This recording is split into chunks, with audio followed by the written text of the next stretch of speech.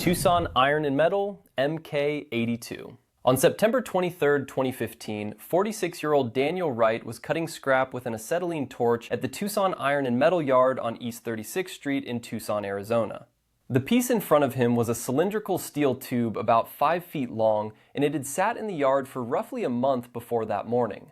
The tube had come in with the regular scrap stream and worked its way to Wright's cutting station like any other piece of recoverable metal, sitting in the open lot under the Arizona sun while intake workers moved around it. A co-worker who recognized the silhouette walked over before Wright lit the torch and told him not to cut into anything that might be ordnance. Wright reached his hand inside both ends of the cylinder, felt nothing, and told the co-worker it was hollow. The yard had no intake procedure for inspecting sealed scrap, and no one on shift had been trained to identify a military bomb casing in a civilian recycling stream. Wright lit the acetylene torch and lowered the flame to the wall of the cylinder. The cut, breached residue still sealed inside. The casing was an MK82 general-purpose bomb, roughly 500 pounds and 5 feet long, and its filler had never been fully removed before the casing entered commerce.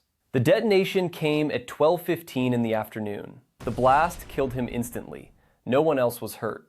The shockwave was felt blocks from the yard. Tucson Fire and Tucson Police sealed the property within minutes of the explosion, and an explosive ordnance disposal team from Davis-Monthan Air Force Base joined them at the cutting station to clear the scene of any remaining unexploded material. The blast had torn through the immediate work area, and the steel cylinder Wright had been cutting was reduced to fragments scattered across the yard. Paramedics confirmed the obvious at the work area. There was no rescue to perform. He was pronounced dead at the cutting station from blast trauma. But the casing had a serial number. Defense investigators traced the MK82 back to a federal supply chain, but no inquiry ever identified how a live 500-pound bomb left federal custody. Greer Plastic Shredder. On May 4, 2022, 20-year-old Alex Burrell Gordon was working the overnight shift alongside his father at Industrial Recovery and Recycling in Greer, South Carolina. The plant ran by two-man rotations through the early morning, and father and son had eaten together near midnight before splitting back to their stations. Michael Gordon walked to the extruder line to clear a clogged vacuum system, and Alex returned alone to the running plastic shredder on the other side of the floor. The shift's two-man rotation put each of them on a separate machine for the back half of the night. The shredder ran continuously through the shift, feeding broken plastic into a rotating set of blades, and the conveyor belt under it carried the shredded material out to a collection bin at the far wall. No second worker was posted with him at the shredder for the overnight rotation. After about an hour, Michael walked back to the shredder to check on his son. Alex wasn't at the machine. He wasn't in the break room. He wasn't in the yard. The plant kept running while the small overnight crew fanned out to look for him. Then, someone noticed a small amount of flesh-like material caught in the conveyor belt below the shredder. A field blood test at the scene came back negative for human blood, and the consensus on shift was that the tissue belonged to a small animal, possibly a cat. The shredder kept running through the rest of the overnight. The crew finished the shift. Alex was never seen again. Greer police opened a missing person case that morning and worked the plant for witnesses. The dried sample from beneath the conveyor was preserved at the lab, against the on-scene, non-human reading. Weeks passed before the lab could retest the material. The dried sample was rehydrated and run for DNA. The DNA was matched against samples taken from Alex's parents. Microscopic pieces of skin, fat, and bone recovered from beneath the conveyor were confirmed as his remains. He had fallen into the running shredder around 1 in the morning on May 5th. Some questions never got answered. The rest of Alex Burrell Gordon's body was never recovered. The pieces beneath the conveyor were all that ever came out of the machine. Metalico Rochester baler.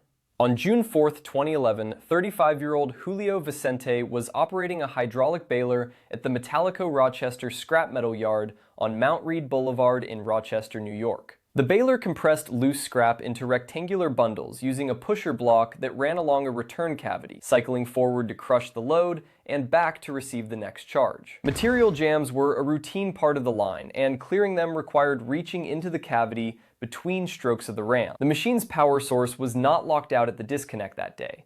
No written de-energization procedure existed for the unit. The line had cleared dozens of jams the same way for years, with operators trusting the cycle would hold while a hand went in to free the snag. The bale jammed. Vicente leaned into the cavity to free the material, with his upper body inside the return space, reaching for the bridge scrap that was blocking the pusher's next charge. He was clearing the jam, not feeding new material into the chamber. The ram cycled without warning. The pusher block drove forward. It caught him at the chest. He was crushed in place. The pusher held until the stroke completed. Coworkers on the line activated the emergency stop, called 911, and tried to release the ram by hand before paramedics arrived. Rochester Emergency Services reached the yard within minutes and worked at the baler to extract him from the pusher block. The injuries were not survivable. He was pronounced dead at the scene from crushing chest trauma. As for the company, Metalico had been cited for the same lockout-tagout failure at its Pittsburgh facility 1 year before Julio Vicente was crushed in Rochester.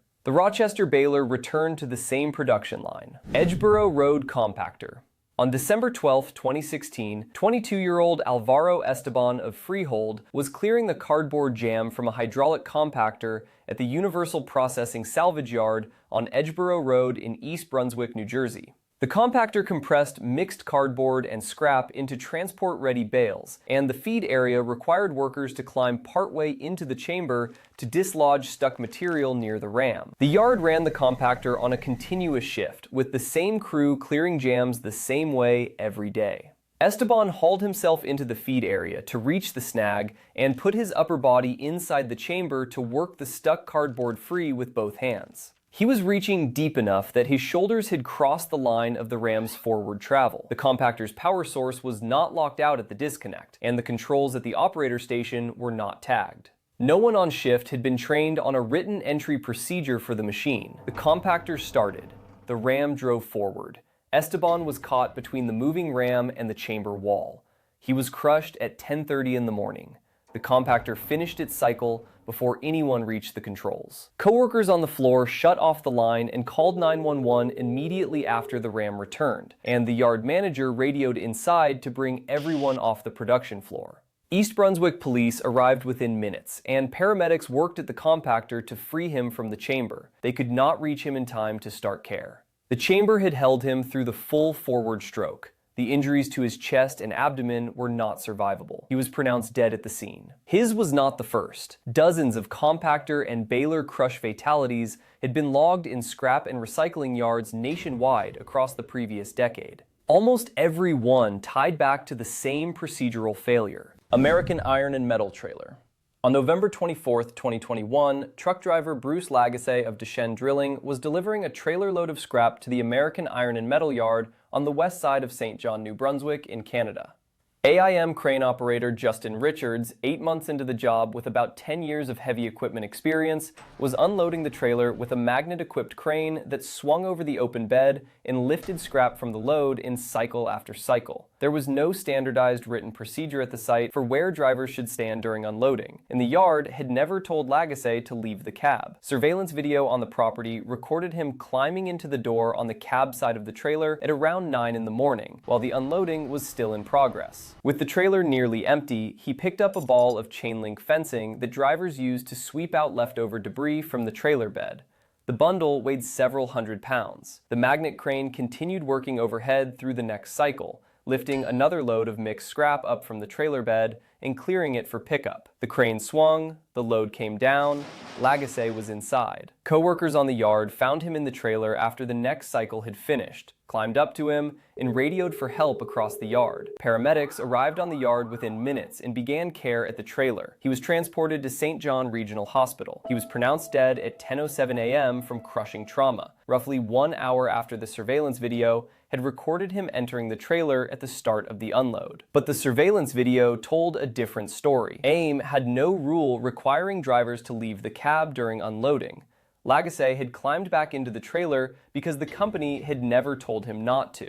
Newport scrap heap.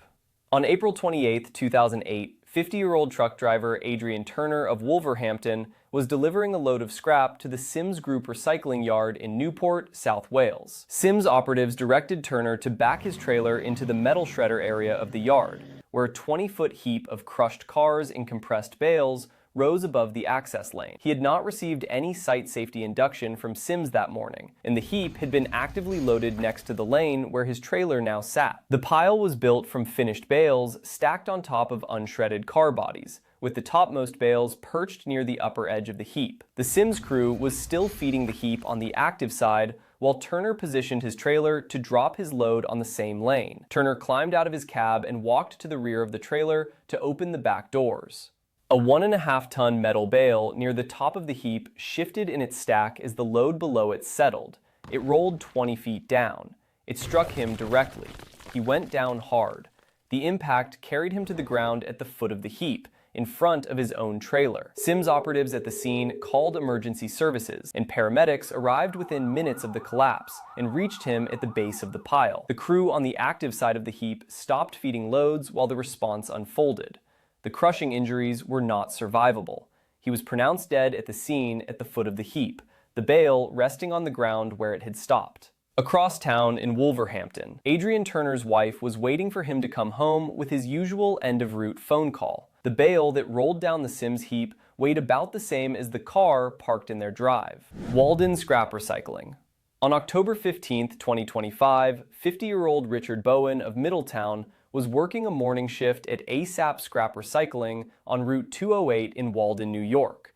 Bowen had been with the yard for years and was processing inbound scrap that morning, cutting larger sections of metal down to a size that would feed cleanly into the shredder. The shift workflow ran on a steady rhythm of intake, sort, and cut, and the day's pile contained a piece whose interior had not been verified by the yard's intake process before it reached his station. The yard had no procedure for opening sealed scrap to confirm what was inside, and the cutting station ran on the assumption that anything that came down the line had been cleared upstream by intake. The piece came to Bowen the same way every other piece had, with no record of where it had originated or what it had held before it reached the yard. Bowen picked up the cutting torch and brought it to the piece, the same routine he had run on inbound scrap for years at the yard. He ignited the flame.